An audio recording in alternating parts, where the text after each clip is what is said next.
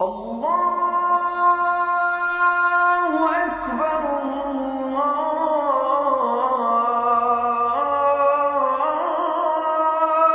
أكبر أشهد أن لا إله إلا الله.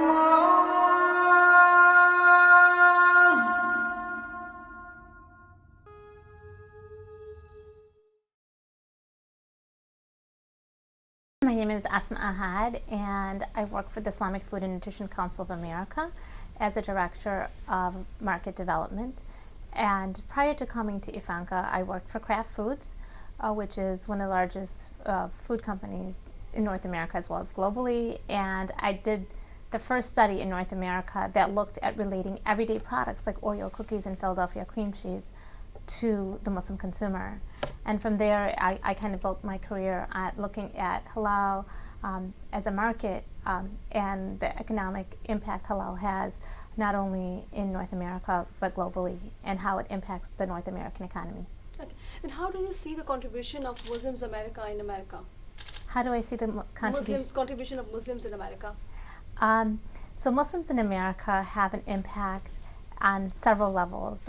The first level that I study pretty closely is the economic impact. Muslims in America enable certain economies. We talked about a little bit earlier about how food and halal food has taken root in North American culture, and how people find the concept of halal appealing outside of the Muslim consumer as well. And one of the examples that I always love to give that we have concrete data for is the University of Chicago, and that's probably a case study that resonates across North America. And the story at University of Chicago is that about 5-6 years ago, several Muslim students at University of Chicago came to campus dining and said, "You don't have halal food. We are not able to eat the food that you have on campus for us. It doesn't meet our dietary needs. We're looking for halal food." And campus dining came back and said, "Well, we have kosher and we have vegan food, and that can suffice your needs." And so what the Muslim students on campus did is they did a survey among the Muslim student population, and they found that over 2/3 of the students said that kosher and vegan food does not meet their dietary requirements, and that they were not getting their protein needs met and other dietary needs met because of the lack of options, and they were paying into these programs. So in order to address that, kind of reluctantly, the University of Chicago campus dining facility started their first campus halal campus dining program. And they had kind of reservations because they thought it would be cost prohibitive. They thought people might not find it appealing because the Muslim population was less than 5% on campus, so they're going to open up a whole kiosk for halal food. It might not resonate with, and it might not be profitable for them. And 5 years later, what we're finding is that the halal food service stations have expanded beyond the 1 kiosk to 2, and they're the 2 busiest food service stations on campus. They serve about 21% of all meals on campus, and what we know is that there's less than 5% of Muslims on campus at University of Chicago. So we know for a fact that well over 50% of the meals on campus from the halal food service station are served to non-Muslims. And that's the reason why I love to give this story, is it really tells you that halal has an appeal beyond your traditional halal consumer, beyond the Muslim consumer. And what's great about this story is we understand that 21% of all meals sold on campus come from the halal food service station, but the other important fact is that they're second only to hamburgers and hot dogs are sold on campus. 23% of all meals on campus are sold from the hot dog and hamburger station, and then comes the halal food service station. So that's a great story. It's an economic story, it's a cultural story, it's a story about food and about how everybody's coming together, and how halal and the story of Muslims has taken root at every level. Here as an educational institution, it's not just about learning about Islam, but it's also about what they're eating in their cafeteria. We just did the first ever North American lifestyle show. IFANCA produced I Heart Halal Festival, and we had over 15,000 attendees attend. We held it at Navy Pier, which is one of the marquee locations. It's one of the top 50 tourist destinations in North America.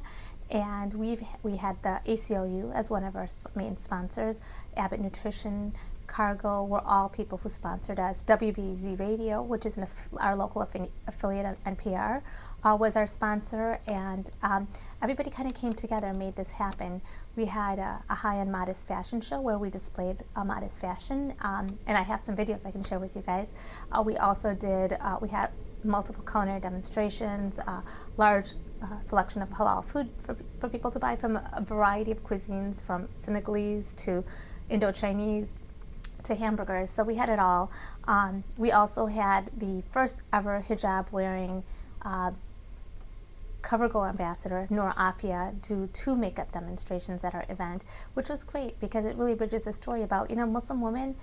I mean, we're not just eating food, but as Muslim women, we all wear makeup too, and we're looking for halal options. And what's great about the story is that the things that we're looking for in makeup is what every other woman's probably looking for in makeup. And even in food, like when we're looking at why does halal resonate with people, is because it's pure, it's transparent, and the North American consumer is looking for that transparency and looking for that sense of self-preservation that Muslims are looking for in their halal food as well. Okay, so since you're talking about hijab, do you feel that is it that easy to practice Islam over here? And I mean, are you easy to practice your religious activities or cover yourself? Because when we talk about Muslim country, it's easy to practice. I mean, according the way you want, you can cover yourself, you can cover your head, you can cover your face. But what about here in America? I mean, we were hearing like a very loud voice of adhan. So how come? You heard a loud voice of adhan in Hamtramck. Yeah. Oh, in Hamtramck. Oh, yeah, that's cool. So I think it's where you are in North America, right? So I can't speak for every location. And of course, for me, I'm going to be biased. Like, I can practice because I work for an Islamic organization. We have a place to pray here. So when it's time to pray, it's everybody's decision. But if I want to go pray, I could go pray. And if I choose to cover it, it'll be very comfortable. But I think that it's hard to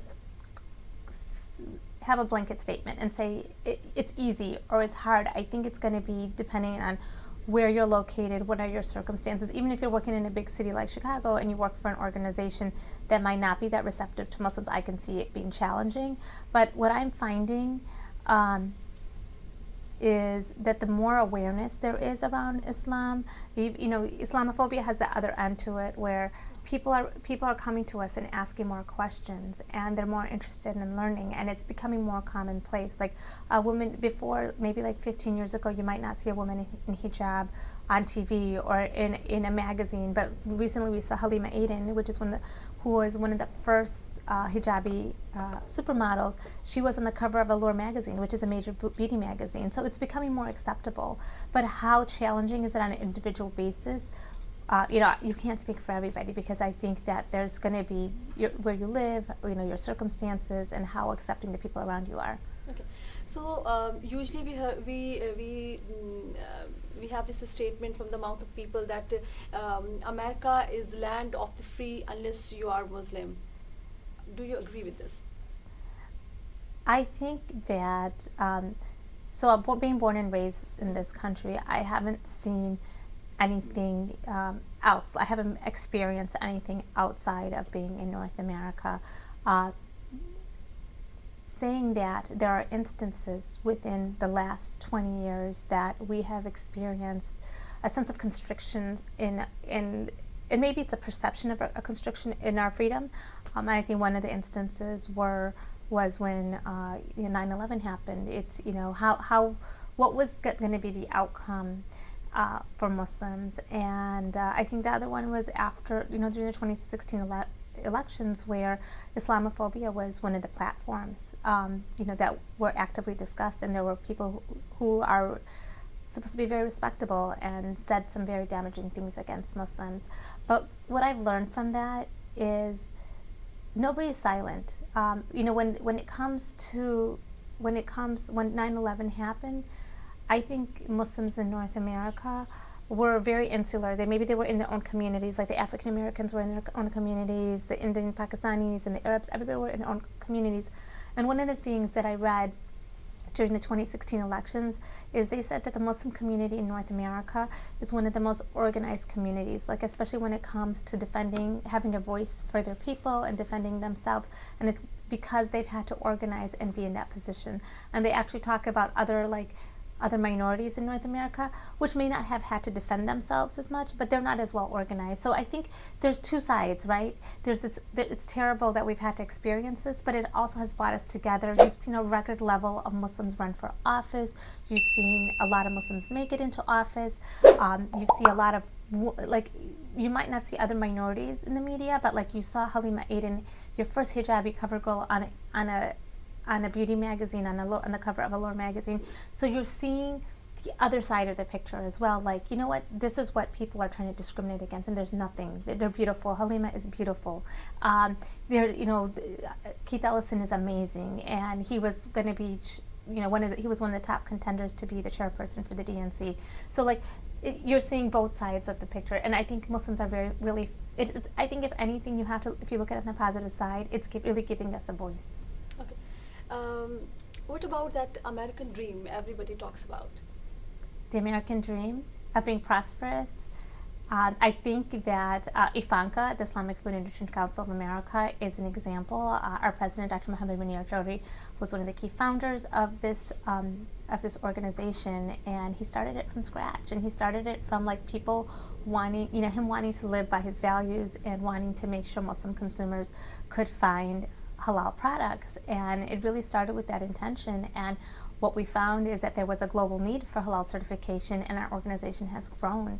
And that's an example of the American dream, right? And then you see this Islamic organization that supplies global certification and that supplies support from a scientific and a regulatory perspective to governmental organizations, to educational institutions, and to communities, and doing this while supporting what they believe in, right? So that's an example of the American dream. And what's great about this is that IFANCA, through its work in food regulatory, has been able to branch and expand some of its work into community areas and to bridging the story of Muslims into the American fabric. And that's one of the things that we're going to explore soon, is the story of the Abrahamic Faith Museum, where we talk about the commonality between the Abrahamic faiths, starting with Ibrahim alayhi salam, Musa alayhi salam, Isa alayhi salam, and Muhammad sallallahu alayhi salam. Anything would you like to say to our Muslim youth? I mean, we see when there is any bad thing going on, generally Muslims are there to be blamed. Mm-hmm. So what can be done? I mean, how can we keep our youth away from the things like extremism, like drugs, and negative things? There's a lot. I think what we're going to see in this next generation, and so I talked about the festival we put together, right? The I Heart Halal Festival. And one of the narratives behind that is that the Muslim population is young. We're younger than the rest of the world by a good 8 to 10 years. And we're also having more kids. On average, the general population has maybe 2 kids, and Muslim women are having 3.1 kids, whatever that means. We're having more kids. And so over the next couple of decades, we're going to see this surge of Muslim youth. And we're going to see that Muslims are key influencers in big areas. And that's one of the things that we found. When we did the I Heart Halal Festival and we did the background research, we found that Muslims are leading the conversation in a lot of areas. Beauty.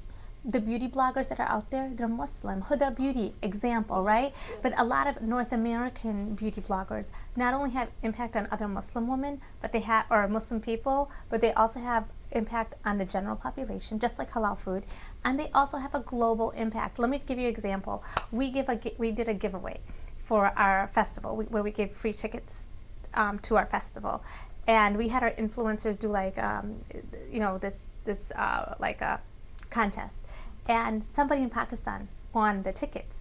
That was the reach of our program. We had a global reach, and that's how connected this community is. It's not only just connected to the North American Muslims, but it's connected to the global community, and it's also connected beyond the Muslim community in North America.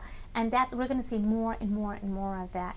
We see great. A lot of Muslims taking the lead in the fine arts, like Hassan Minhaj, DJ Khaled. Like these are Muslims. They come from Muslim families, and they'll tell you they're Muslim, and they're taking the lead in the fine arts. And you're going to see more of that because this is the next generation of people. The next generation of people are coming are Muslim, and they're good, and that's their opportunity. And what we found is that it's up to us what we make out of ourselves. The world is ours. We're inheriting the earth, and it's ours. So what we make out of ourselves, the opportunities we create for ourselves, is the opportunities we're going to have. For example, no business starts big. You got to start small. So start a small business, and you don't know the next. There is no multinational. There's no Muslim multinational company right now, right? So today could be the day someone starts a small business that a couple years from now could be the next multinational company that's owned by a Muslim. Yeah. Anything else would you like to say or add? Any message, anything?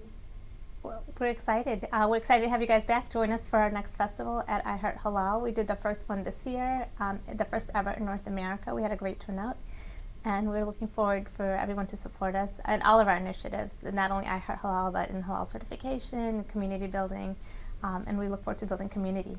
Ah, Okay. Okay. Nice. Thank you. Okay.